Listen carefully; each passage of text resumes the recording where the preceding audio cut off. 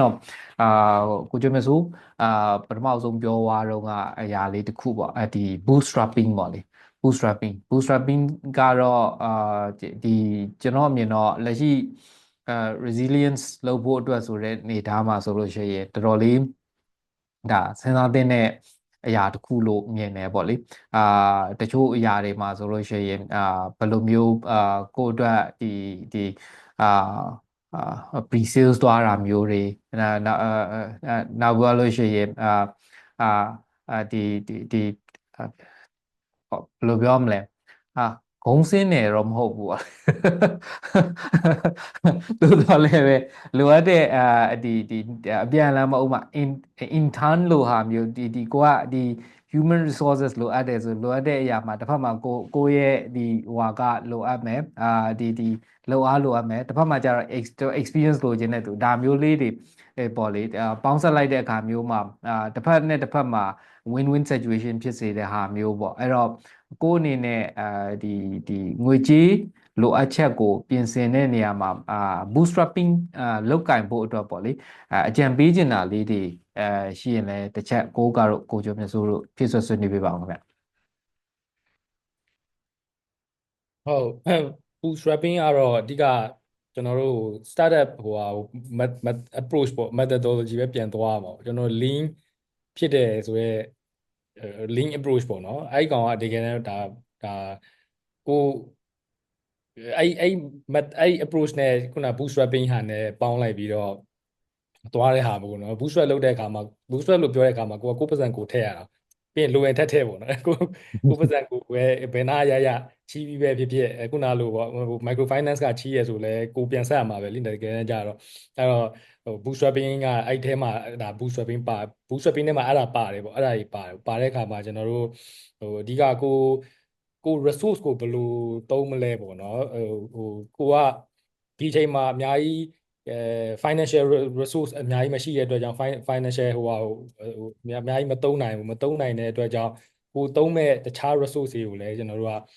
အတတ်နိုင်ဆုံး lean ဖြစ်ဖို့လိုတယ် waste မဖြစ်ဖို့ရယ်အနည်းဆုံးဖြစ်ဖို့ရယ်အဲ့ဒါမှသာလျှင်ကျွန်တော်တို့ရဲ့ runway ခေါ်တာပေါ့ runway ကိုကျွန်တော်အရှိကြီးကျွန်တော်တို့ပြေးလို့ရအောင်ဟိုပတ်စံကြံတဲ့ခါကြတော့လေ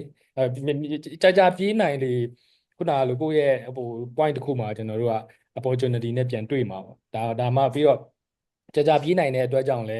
ကျွန်တော်တို့ရဲ့တခြားဟာတွေဖြစ်တဲ့ကိုယ့်ရဲ့ reputation ပဲဖြစ်ဖြစ် commitment ပဲဖြစ်ဖြစ်မြင်ရတာပေါ့နော်အော်ဒါလောက်တောင်လုံနိုင်နေပြီဟိုဖြစ်တယ်ဆိုဒါ investor တွေအနေနဲ့လည်းဒါ trust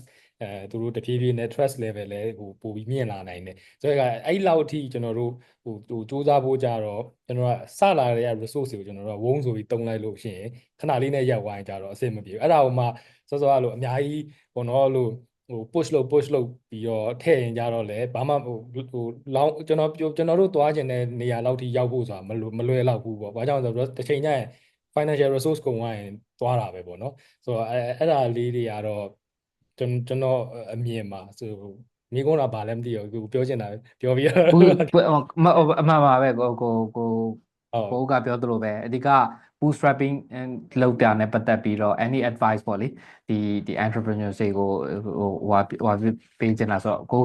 ကပြောတာ ਨੇ on track ပါပြောတခုလေးထပ်ပြီးတော့ဖြည့်ဆွတ်ပြောချင်တာလေကျွန်တော် bootstrap လုပ်တဲ့အခါမှာအခုဒီ kit ချိန်နေမှာပေါ့နော်ဟို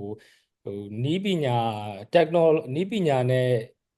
automation ပဲခေါ်မလားပေါ့နော်အဲ့ဒီကိုလုပ်ငန်း process တွေတော်တော်များများအဲ့ဒါလုပ်နိုင်ရင်တော့ကိုယ့်အတွက်ပိုအကျိုးရှိမယ်လို့ကျွန်တော်ကပိုမြင်တယ်ဟိုတချို့တော်တော်များများအခြေအနေတွေမှာပေါ့အခုဆိုရင် AI ပေါ်လာတယ်ကျွန်တော်တို့ဟိုမှာ social media marketing လောက်ကိုကျွန်တော်ကသူများတွေဟိုမှာ9သိန်း6သိန်းနဲ့သွားမအပ်စေချင်တော့ကျွန်တော်တို့ဒေါ်လာ20လောက်ပေးပြီး subscribe လုပ်ပြီးတော့မှ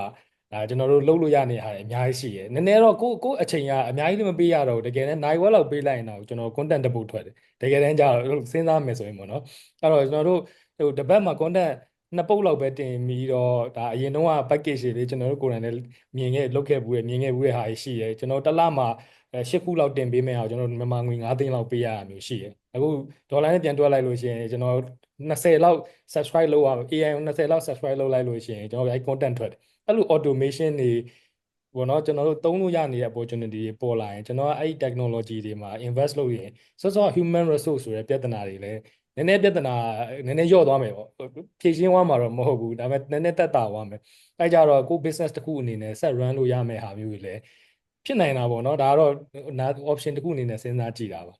ဒါ bootstrap လုပ်တဲ့အခါမှာလည်း resource ကိုအဲ့လိုမျိုးသုံးသင့်တယ်ပေါ့လေကျွန်တော်အဲ့လိုမျိုးနည်းနည်းအကြံပေးကြည့်တာဟုတ်ဟုတ်ကဲ့ဟုတ်ကျေးဇူးအများကြီးတင်ပါတယ်ကိုကျော်မြတ်စိုးရောဆွေးနွေးပေးချင်တာလေးရှိပြောပါဦးခင်ဗျဟုတ်ကျွန်တော်လည်းခုနကိုကပြောတာထောက်ခံနေ AI ခေတ်ရောက်ပြီဆိုတော့လေဒါသုံးရမယ်အနေထားကိုဖြစ်လာတာပေါ့နော်ဆိုတော့တစ်ခါလေကြာကျွန်တော်တို့လည်းနည်းနည်းကိုယ့်ကိုတောက်ဖြစ်တာပေါ့နော်AI ကြီးပဲကုန်ခိုင်းနေတော့ငါကြာလာရင်ဘာမှမလုပ်တတ်တော့ဘဲနဲ့ဖြစ်မယ်ပေါ့ဒါပေမဲ့တကယ်တမ်းကျတော့လည်းပြန်ကြည့်ရင်လည်း productive ဖြစ်တဲ့ဟာအရန်กว่าပါတယ်အရင်တော့3 ရက်လောက်ရတဲ့လောက်ကခဏလေးနဲ့ပြီးတော့ကြတော့လေကိုအနေနဲ့ကိုလည်းပို့ပြီးအလုပ်တွေအများကြီးလုပ်နိုင်တယ်ထင်တယ်ပြီးတော့ work quality ကလည်းကိုလိုချင်တဲ့အတိုင်းနဲ့ထွက်တယ်ပေါ့နော်ဆိုတော့ဒါကတော့ကျွန်တော်ထင်တော့entrepreneur တိုင်း business တိုင်းစပြီးတော့လုပ်တဲ့ဟာလို့ထင်တာပေါ့နော် bootstrapping ကတော့ကျွန်တော်တို့ရဲ့နည်းနည်း history နဲ့ပြန်ပြောရရင်ကျွန်တော်တို့လည်း bootstrapping တော်တော်လုပ်ခဲ့တဲ့အထက်မှာပါတယ်ဟုတ်ဒါပေမဲ့ကျွန်တော်တို့နည်းနည်းကံကောင်းတာဘာတွေရှိလဲဆိုတော့ကျွန်တော်တို့ဒီ Australian volunteer ဆိုပြီးတော့ကျွန်တော်တို့အဲ့ဒီတော့ဩစတြေးလျနိုင်ငံကစေနာဝန်ထမ်းတွေပေါ့နော်သူကရှောက်လို့ရတယ်ဆိုတော့အဲ့ရှောက်လို့ရတော့ကျွန်တော်တို့ဩစတြေးလျကတကယ်ပြောရရင်တော့ဆရာကြီးဆရာမကြီးကြီးပဲကျွန်တော်တို့ဒီမှာရောက်တာဆိုရင်လုံးဝWorld Bank တို့ ADB တို့မှာအလုပ်လုပ်ပြီးတော့သူတို့အခုတော့ retire ယူထားပြီပေါ့နော်ဆိုတော့ဒါပေမဲ့ကျွန်တော်တို့ဒီမှာစေနာဝန်ထမ်းပြည်လာလုပ်တယ်ဆိုတော့အဲ့မှာလေကျွန်တော်တို့တော်တော်ကြီးကိုဘယ်လိုခေါ်မလဲအကူအညီအများကြီးရလိုက်တာပေါ့နော်အကူအညီအများကြီးရဆိုတော့သူကကိုယ့်ရဲ့လုပ်ငန်းoperation မှာတင်ဝင်ကူတာမဟုတ်တော့ဘူးနောက်ထပ်တစ်ဆင့်ကိုယ့်ကmentor အနေနဲ့လုပ်ပေးနိုင်တဲ့ဟာမျိုးရှိတော့သူတို့စီကလည်းအများကြီးလမ်းလောက်ရတယ်နောက်ပြီးတော့တကယ်ကိုကျွန်တော်တို့အလုပ်နဲ့ဆိုရင်ဒီ ADB တို့ World Bank တို့ဆိုတာလည်း development လုပ်နေတဲ့ဟာကြီးဆိုတော့သူတို့စီက best practice တွေကိုလည်းကျွန်တော်တို့သင်လိုက်ရတယ်ပေါ့နော်ဆိုတော့အဲ့ဒါလေးကတော့ကျွန်တော်တို့ရဲ့ experience မှာဆိုရင်တော့တော်တော်လေးကိုအကျိုးရှိရလို့ထင်တယ်ပေါ့လေဟုတ်နောက်တစ်ခုကတော့အဲ့ခေတ်ကကျွန်တော်နိုင်ငံခြားသားတွေလည်းအများကြီးရှိတော့ဒီပေါ့နော်ကျွန်တော် master degree ပြီးရပဲဖြစ်ဖြစ် bachelor ပဲဖြစ်ဖြစ်ပေါ့လေသူအကြောင်းကနေမှဒီ internship ဆင်းရမယ့်ဟာလေးရှိတယ်ဆိုတော့အဲ့လိုမျိုးလဲနိုင်ငံခြားသားတွေလည်းဒီ Impact မှာ internship 3 လ6 လလောက်လာပြီးတော့လုပ်တဲ့အဖွဲ့တွေလည်းရှိရပေါ့နော်ဆိုတော့အဲ့လိုမျိုးလေးနဲ့ပြောရရင်တော့ကျွန်တော်တို့လဲပတ်လာတော်တော်ကြာပါတယ်3 နှစ်လောက်ရှိရတယ်ဒီ bootstrapping ကိစ္စကိုပြောရရင်ပေါ့နော်ဟုတ်ဒါပေမဲ့အရန်ကျွန်တော်တို့အတွက်ကိုဘယ်လိုခေါ်မလဲအကျိုးရှိတယ်နောက်ပြီးတော့ကျွန်တော်တို့မလိုလားအပ်တဲ့resource တွေကိုကျွန်တော်တို့short ချနိုင်တယ်ပေါ့နော်ကျွန်တော်တို့ပတ်စံအပြင်မှာတခြား resource တွေလည်းကျွန်တော်တို့ short ပါတယ်ဆိုတော့အဲ့ဒါလေးတစ်ခုပါနောက်တစ်ခုကတော့ကျွန်တော်တို့ model ရကျွန်တော်တို့က co-working space နဲ့လို့တော့ကံကောင်းသွားတာတစ်ခုကကိုကလုပ်စရာမလိုရုံငန်းကြီးကိုတက်ကြီးငားနေကြမလို့ကိုကငားတယ်ပြင်ကိုရုံငန်းကိုသူများကပြန်ငားတော့ပတ်စံလာရပါတော့ဆိုတော့အဲ့ဒါလည်းနည်းနည်းbootstrapping မှာကျွန်တော်တို့နည်းနည်းအဆင်ပြေသွားတဲ့အနေအထားမှာရှိတာဗောလေဟုတ်အဲ့ဒါကိုကျွန်တော်တို့ရဲ့တွေးကြုံလေးနဲ့နည်းနည်းမျှဝေပေးရပါဟုတ်ကဲ့အရင်ကောင်းပါတယ်ကျွန်တော်တို့ဒါပြောမယ်ဆိုလို့ရှိရင်တခြားသော resources ကိုတခြား internationally ဘယ်လိုရနိုင်မလဲဆိုတာလေးတွေဒါသိဝင်ရတာပေါ့လေအထူးသဖြင့်ကိုကကိုကျော်မြတ်စိုးပြောခဲ့သလိုပဲပေါ့ဒါbootstrapping မှာကျွန်တော်တို့အနေနဲ့ဒါ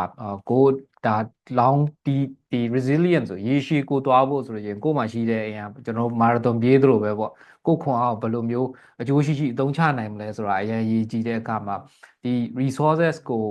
ဘယ်နေရာတွေမှာဘယ်လိုသုံးမလဲအဲ့မှာပါနဲ့သုံးတတ်ဖို့ပေါ့လေသုံးတတ်ဖို့ကို့မှာရှိတဲ့ resources တွေကိုပါနဲ့သုံးတတ်ဖို့ဒါကတော်တော်လေး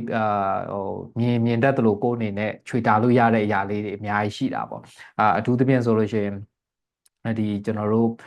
lean approach မှာပြောခဲ့သလိုပဲကိုယ့်ရဲ့ main ပြောမယ်ဆိုလို့ရှိရင် product idea ဘယ်အရာကိုကကျွန်တော်တို့technical terms တွေတော့အများကြီးတဲ့မပြောတော့ပါဘူးဒီ MVP တို့ပါတော့အဓိကကိုပေးခြင်းတဲ့ကိုယ့်ရဲ့ business idea နောက်ပြီး product idea ကိုအဓိက invest လုပ်ပြီးတော့ကျန်တဲ့အရာတွေမှာကိုကနည်းနည်းလေးခြွေတာပြီးတော့ဘယ်လိုလဲပတ်မလဲဒီဟာကိုဘယ်လို market လုပ်မလဲဒါလေးတွေကျွန်တော်စဉ်းစားလို့ရတာရှိတာပေါ့လေနောက်ပြီးတော့လို့ရှိရင်လည်းဒီဟွာတွေမှာဆိုလို့ရှိရင် အထူးသဖြင့် prioritization ပေါ့အဓိကနဲ့တာမညလုပ်ငန်းတွေအထူးသဖြင့်စတဲ့အချိန်မှာကျွန်တော်လည်းတွေ့ရတာဒီအကြံပေးတဲ့အခါမှာတွေ့ရတာပါဆိုရင်အဓိကနဲ့တာမညမကွဲတဲ့ဟာမျိုးလေးပေါ့ဘယ်အရာကိုအဓိကပို့ပြီးသုံးရမလဲဆိုတဲ့ဟာမသုံးသင့်တဲ့နေရာမှာသုံးလိုက်ရင်သုံးသင့်တဲ့နေရာမှာကျွန်တော်တို့ဟိုဟာဖြစ်သွားတာမျိုးပေါ့ဒီ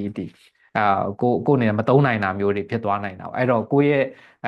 ဒီအရင်းမြစ်တွေကိုအထူးဖြင့်ငွေကြေးရင်းမြစ်ပဲဖြစ်ဖြစ်လူရင်းမြစ်ပဲဖြစ်လူရင်းမြစ်မှာဆိုလို့ရှိရင်လည်းအခုဒီနောက်ပိုင်းဆိုလို့ရှိရင်ဒါ AI တို့ပါလို့ဆိုလို့ရှိရင်လည်းတော်တော်လေးfree version အောင်တော်တော်အလုပ်ဖြစ်တာမျိုးရှိတယ်ပေါ့အဲ့ရမနေမှာမဟုတ်ဘူးဒီတကယ် subscribe လုပ်ပြီးတော့ဒါသွားမယ်ဆိုလို့ရှိရင်ပို့ပြီးတော့မှထိရောက်တာမျိုးတွေရှိတယ်ပေါ့အဲဒီလိုပဲဒီ free accessibility ဖြစ်နေနိုင်တဲ့ human resources တွေ mentorship တွေကိုမှရနိုင်မယ့်အရာတွေကိုများများကိုကကြည်ကြဲပြင်းပြန်သိလေကိုအတွက်ကိုဘာလုပ်ရသလဲဆိုလုပ်ငန်းအတွက်ကိုဒီ resource usage မှာရေရှည်အတွက်ကိုပို့ပြီးတော့ပြင်ဆင်သွားနိုင်လေပေါ့နောက်တစ်ခုကတော့ကျွန်တော်စောပိုင်းပြောခဲ့တဲ့အဲ့ pre-sale ဆိုဟာမျိုးလေးတွေကလည်းတစ်မျိုးပေါ့အဲ့တော့တစ်ခါတလေငချင်းစီနဲ့ငချင်းပြန်ကြောသလိုမျိုးဒီ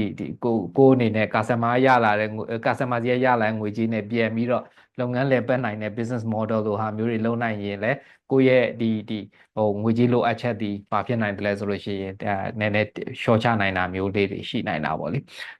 ကျေးဇူးအများကြီးတင်ပါတယ်အဲ့တော့ကျွန်တော်ဒီဘက်မှာမေးခွန်းနေရတော့ဗျာမေးဖို့ပြင်ထားတာတွေကအများကြီးပဲဒါပေမဲ့ကိုကကြီးဟိုဟာခဏနေကြဟိုဟာရှိသေးတာနောက်ထပ်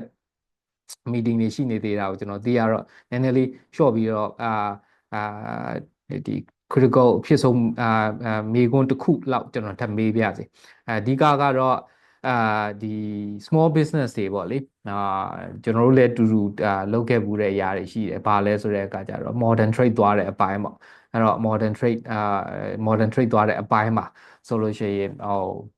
များသောအားဖြင့်ကtraditionally အထူးသဖြင့်မြို့ပေါ်ကလုပ်ငန်းတွေကတော့တစ်မျိုးပေါ့လေမြို့ပေါ်ကလုပ်ငန်းတွေကတော့ဒါပေမဲ့ကျွန်တော်တို့နယ်ဘက်တွေပါတွေမှာရှိတဲ့လုပ်ငန်းတွေမှာဆိုလို့ရှိရင် modern trade နဲ့နည်းနည်းအလန့်ဝေးတာမျိုးပေါ့ဒါ modern trade လို့ပြောတဲ့အခါမှာလည်းကျွန်တော်တို့ကဘယ်လိုပြောမလဲ supermarket ပေါ်တင်လိုက်အောင်လည်းပြီးသွားတာမျိုးမဟုတ်ဘဲနဲ့သူတို့ရဲ့ပြင်ဆင်မှုပေါ့ဒီ standardization တွေကအစဒါလေးတွေက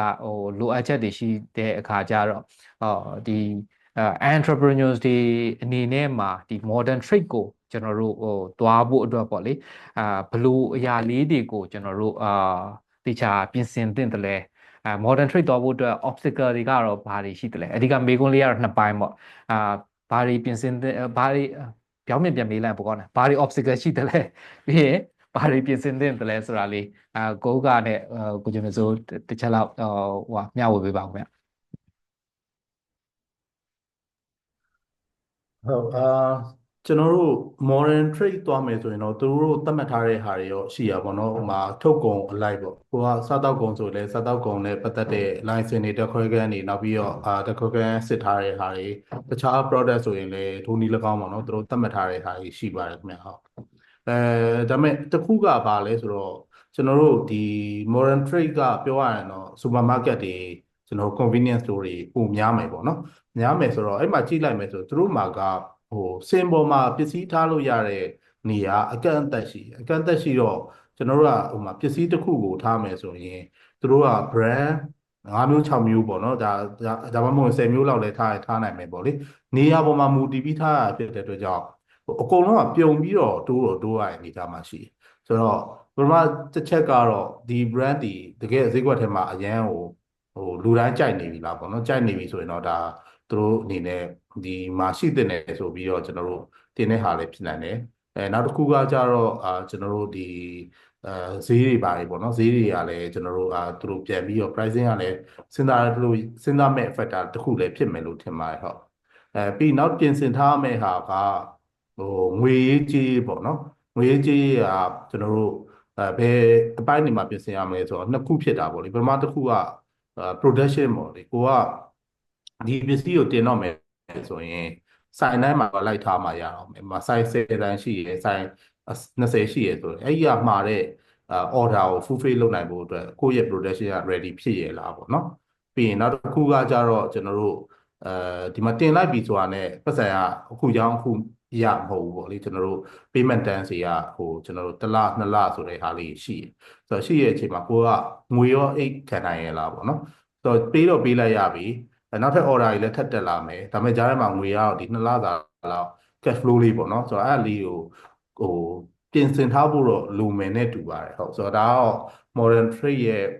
သဘောတဘာဝလေးပေါ့နော်ဒါပေမဲ့မေးတဲ့မေးခွန်းကိုကျွန်တော်နည်းနည်းပြန်ပြီးတော့တခြားဘက်ကပြန်ပြေးရရင်တော့ကျွန်တော်အမြင်ရတော့ modern trade ကလေအကုန်လုံးတော့တင်ကြတယ်ဒါပေမဲ့အဲ့ဒါလေပြောရရင်တော့နည်းနည်းဘယ်လိုခေါ်မလဲ milestone တစ်ခုပုံစံမျိုးတော့ဖြစ်နေတာပေါ့နော်ဒီမှာတင်လိုက်ရင်ကိုယ့်အတွက်milestone တစ်ခုကိုထိသွားတယ်ဆိုတဲ့အခါမျိုးတော့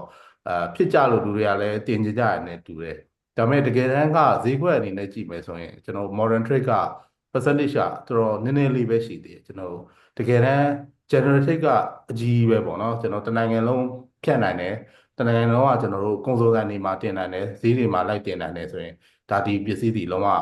တထေးဖြစ်ပြီပေါ့နော်အဲ့လိုမျိုးတော့သတ်မှတ်လို့တော့ရပါတယ်ဟုတ်ဟုတ်ကဲ့ကျေးဇူးများတင်ပါတယ်ကိုကျော်ဆိုတော့ကိုကောကိုကျော်မြတ်စိုးကဒါ market ဘက်ကနေပြီးတော့ပြောတဲ့ဟာပေါ့နော်ကျွန်တော်ကတော့ entrepreneur ဘက်ကနည်းနည်းပြောရမယ်ဆိုရင်တော့ဘာတွေလိုလဲဆိုတဲ့အပိုင်းမှာပေါ့နော်ကျွန်တော်တို့နည်းနည်းစကားလုံးယူသုံးပြီးပြောရမယ်ဆိုတော့ SOP ပေါ့နော် standard operation procedure လို့ဟာမျိုးပြီးတော့ best practice ပေါ့နော်ပြီးတော့ 5S လို့ဟာမျိုးဒါမျိုးတွေကလေအခြေခံပတ်စံမကုန်မဲနဲ့ရင်းနှီးမြှုပ်နှံတင်တဲ့ဟာလို့ကျွန်တော်မြင်တယ် entrepreneur ဘက်ကနေပြီးတော့ဘာကြောင့်လဲဆိုတော့ဒါကျွန်တော်တို့ရဲ့အမြင်လောက်လာရတဲ့အမြင်ပေါ့နော် SOP ရှိနေပြီဆိုလို့ရှိရင်လူကို train ရတာကနည်းနည်းပိုမြန်သွားမယ် SOP မရှိဘဲနဲ့လူကို train ရတာဆိုဒါအချိန်နည်းနည်းပိုပေးရလိမ့်မယ်ပေါ့နော်တဘောကခုန human resource ပြဿနာဖြစ်လို့ကျွန်တော်တို့ကသူနဲ့ပေါ့နော်တာမန်ခုနကလိုblue collar job လိုဟာမျိုးကိုမှ SOP မထားဘူးဆိုလို့ရှိရင်အဲ့ blue collar job ကိုဝင်လုပ်မဲ့လူကိုစနေပြန်ပြီးfoster လုပ်ရတာ empower လုပ်ရတာနဲ့ဒီဟာကဘယ်လိုပါဆိုရဲအဲ့လိုမျိုးဆိုလို့ရှိရင်နည်းနည်းအချိန်ပိုပေးရတယ်အချိန် invest လုပ်ရတာပိုများတယ်ပေါ့နော်ပြီးတော့အလုပ် organizeမလုပ်ဘဲနဲ့တေချာမဖြစ်တဲ့နဲ့run နေလို့ရှိရင်လည်းကျွန်တော်တို့လူအစားထိုးထည့်တဲ့အခါမှာလည်းစနစ်တကျပြန်လဲဖို့ဆိုတာအချိန်တစ်ခုပြန်ယူရပြန်အောင်အဲ့ဟာလေးတွေမှာအချိန်ယူရတဲ့ကျွန်တော်တို့ modern trade ကိုမသွားနိုင်တဲ့လူတွေအများကြီးရှိရလို့ကျွန်တော်မြင်ထင်တာပဲပေါ့နော်ထင်တာပဲဟုတ်ကဲ့အဲ့တော့modern trade လို့ပြောတဲ့အခါမှာလေFDA တို့ဘာတို့နောက်ပိုင်းတော့မှအရင်ကြီးမဖြစ်တော့ပါဘူးတကယ်တမ်းဒီ data မှာနာမည်ကြီးတယ်တန်အားလုံးကဒီလိုတာမန်တိုင်းနဲ့ပေတန်းကတော့တန်ရှင်းရှင်းနဲ့ထုတ်ထားတယ်စားတောက်ကုန်တစ်ခုပေါ့ဆိုတော့အဲ့ဒီတန်ရှင်းရှင်းကဘာနဲ့ပြန်တိုင်းလဲဆိုရင်ကျွန်တော်ခုနprocedure နဲ့ပဲပြန်တိုင်းတာသူကလက်အိတ်ဝတ်တယ်သူကတော့ဘယ်လိုလေးတော့ဖြစ်တယ် CEO ဒါကြော်တယ်ပဲထားပါတော့ CEO တိုင်းတာတကူဒီဘယ်လောက်ကြော်ပြီးဝိုင်းတော့လဲဒါရဲ့ procedure တွေပဲဒါတုံးကလောက်ထားတဲ့ဟာတွေပဲအဲ့ဒီဟာကကျွန်တော်တို့ officially ကျွန်တော်တို့ certification ယူထားတာမဟုတ်ပေမဲ့ဒါကိုဒီ procedure ကိုသိနေတဲ့အတွက်ကြောင့် modern trade ကတူတဲ့ဒါကိုယူပြီးတော့စင်ပေါ်တင်ပေးတယ်ပေါ့ဆိုတော့အဲ့အနေအထားရှိတဲ့အခါကျတော့ကျွန်တော်တို့ဒီ entrepreneur တွေဘက်က SME တွေဘက်ကနေကျင့်သုံးတင်တာကတော့ကျွန်တော်ထင်တာပတ်စံလည်းမကုန်ဒါကိုကျင့်သုံးတင်တယ်လို့ထင်တယ်ဒါပေမဲ့တော်တော်များများအဲ့ဒါကိုeffort ထုတ်ရတယ်ဆိုပြီးတော့ထင်တာပေါ့နော် effort ထုတ်ရဘာဖြစ်လို့ဒါကိုလုပ်ရမှာပဲဘာလုပ်ရမှာလဲပေါ့သဘောကအဲ့ဒါမျိုးတွေအများကြီးစဉ်းစားကြတာရှိရပေါ့ကျွန်တော်ကတော့အဲ့ဘက်မှာတော့ရင်းနှီးမြှုပ်နှံခြင်းအဲ့ဒါဆိုရင်တော့ကျွန်တော်တို့modern trade ရောက်သွားတဲ့အခါမှာပဲဖြစ်ဖြစ် general trade ပဲသွားတာပဲဖြစ်ဖြစ်ဒီ product ရဲ့ reputation ပေါ့နော်ဒါတဖြည်းဖြည်းနဲ့သူက growth ဖြစ်လာမှာပဲသူတကယ်အခြေခံကောင်းတယ်ဆိုရင်ပေါ့ဆိုတော့ကျွန်တော်ကတော့အဲ့လိုလေးဖြစ်တယ်အဲ့ကြတော့မှပဲဒါချဲထွင်းတဲ့ပြီးတော့ကိုယ့်ရဲ့ SOP ရရှိနေတဲ့အခါကျတော့ကိုယ့်ရဲ့ guideline တစ်ခုလိုဖြစ်တာပေါ့နော်အဲ့ချိန်ကျတော့မှ automation ပဲပြောင်းပြောင်းရလွယ်သွားတယ်ဘာကြောင့်လဲဆိုကို process အကုန်လုံးကိုသိနေတဲ့အခါကျတော့အခုဆိုလို့ရှိရင်ဒါ digitalize လုပ်မယ်ဒါမှမဟုတ်လဲ automation လုပ်မယ်ဆိုလို့ရှိရင်တော်တော်များများရိုးဖြစ်တယ်လို့ပဲပေါ့နော်ကြုံတဲ့ပုံစံနဲ့လုပ်နေကြတဲ့မျိုးတွေပို့ပြီးတော့မြင်ရတာပေါ့စနစ်တကျလုပ်တာလည်းရှိပါတယ်ဒါမဲ့လည်း ကျုံသလိုလုပ်နေတဲ့ဟာတွေကြတော့ခုနကလိုတခုခုပြောင်းတော့မယ်ဟေ့ပေါ့ဥပမာကျွန်တော် grant ပေးမယ်ဒါမှမဟုတ် investment ပေးမယ်ဒီဟာကို productivity နောက်ထပ်နှစ်ဆပြအောင်ထုတ်နိုင်လားဆိုရင်အဲ့ဒီဟာကို investment နဲ့ပြန်ချိတ်ရမယ်ဆို investment ကိုမယူရရလဲအဲ့အကြောင်းပါတယ်အောက်မှာအခြေမခိုင်ထားတဲ့ခါကျတော့နှစ်ဆထုတ်ပေးမလားဆိုရင်promise မပေးရဘူးဘာကြောင့်လဲဆိုတော့ခုနကနှစ်ဆတကယ်ထုတ်လို့ရတယ်ဘာဆက်ထည့်လိုက်နှစ်ဆထုတ်လို့ရတယ်ဒါပေမဲ့အဲ့ဆက်ထည့်ဖို့အတွက် procedure ကိုသူကြောက်တယ်ဟိုအဲ့လိုမျိုးပေါ့နော်သူက procedure ခိုင်ခိုင်မာမာမရှိဘူးအဲ့တော့ကျွန်တော်ကတော့ရင်းနှီးမြှုပ်နှံစေခြင်းတဲ့အပိုင်းကတော့အဲ့ဒီအပိုင်းကိုတော့လောလောဆယ်ပေါ့ဆက်မရှိလဲလူရဲ့ procedure ကဘယ်လိုရှိလဲကျွန်တော်တို့ရဲ့ SOP ကဘယ်လိုရှိလဲကျွန်တော်တို့ဟိုကျင့်သုံးတဲ့ best practice တွေကဘာရှိလဲပေါ့နော်အဲ့ဒါလေးနဲ့စပြီးတော့ထိန်းနိုင်တယ်ဆိုလို့ရှိရင်အခြေခံသွားပြီဆိုရင်အပေါ်တက်လန်းရတာ more or less ကျွန်တော်ထင်တာဟို requirement တွေတော်တော်နည်းသွားမယ်ဒါတရားတော့အကြံပေးကြည့်ကြည့်တာဟုတ်ကဲ့ကျေးဇူးအများကြီးတင်ပါတယ်ဒီကတော်တော်ကိုအရေးကြီးတဲ့တဲမှာပါတယ်ကိုကခုနပြောသွားသလိုပဲကျွန်တော်တို့တော်တော်များများကလုပ်ငန်းမှာဒါရေရှည်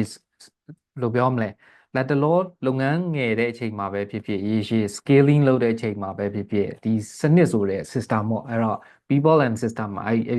ဒီ system လို့ပြောလို့ရှိရင်တော်တော်များများကကျွန်တော်တို့ machine တွေပဲပြေးမြင်ကြတယ်ဒါပေမဲ့တကယ်တမ်းမှာဒီ system ဆိုတဲ့ဟိုအောက်မှာဆိုလို့ရှိရင်ဒီ procedures တွေ principles တွေဒီ standard operating procedures တွေဆိုတာလေးကတကယ်ဒါတခုကိုဘယ်သူပဲလုပ်ဘလို့အဆင့်လေးနဲ့သွားမလဲဒါမျိုးလေးတွေကိုကျွန်တော်တည်ကြတတ်မတ်ဟိုလောက်ထားလို့ရှိရင်ချမှတ်ထားတယ်ဆိုလို့ရှိရင်ဒါကပြောမယ်ဆိုလို့ရှိရင်ကိုယ့်ရဲ့ပုံစံတစ်ခုလေးဖြစ်သွားပြီးတော့ဒါဒီဘယ်သူပဲသွားဒီပုံစံလေးတွေဖြစ်သွားမှာဆိုတော့ဒီဟာလေးတွေကပြောမယ်ဆိုအချိန်ငွေကြေးကုန်ကျမှုတိတ်ပြီးတော့ဟိုမဖြစ်ဘဲနဲ့ကိုယ့်အတွက်လုပ်လို့ရနိုင်တဲ့အရာတွေထဲမှာပါတယ်ပေါ့ဒါဒီ modern trade ပဲသွား modern trade မသွားဘဲနဲ့လက်ရှိ general trade မှာပဲနေ